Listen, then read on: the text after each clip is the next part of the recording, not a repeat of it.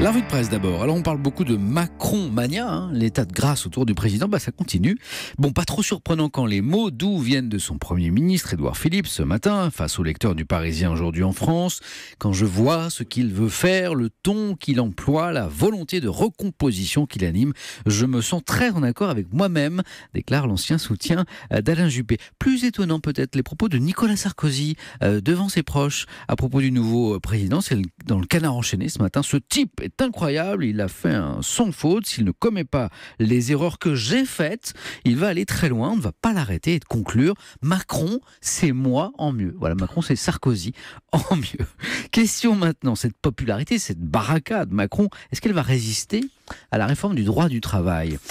Et ce Big Bang social, c'est comme ça que le Figaro l'appelle ce matin en sa une, cette réforme que le journal applaudit d'ailleurs en s'interrogeant. Va-t-on pour la première fois au pays de la lutte des classes lancer une réforme importante sans provoquer de drame national ? Les Échos ont fait un rêve, celui d'une réforme qui profiterait aux entreprises et aux salariés, qui concilieraient rapidité, concertation, adaptation, protection. C'est en tout cas l'argumentaire du gouvernement. Il ne s'agit non pas de casser le code du travail, mais de le moderniser.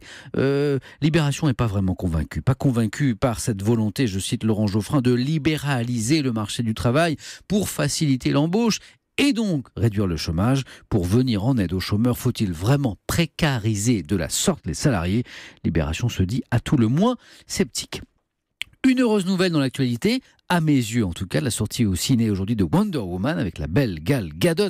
Merveilleuse, titre ce matin Le Parisien. Manifestement le film de super-héroïne est réussi, tandis que l'équipe s'interroge. Caroline Garcia, la dernière française en lice à Roland-Garros, sera-t-elle merveilleuse ? Et l'équipe de souhaiter, après Kiki sous la pluie, ça c'était hier, aujourd'hui Garcia l'éclaircit, et on saura tout à l'heure si Garcia, elle aussi, est une Wonder Woman.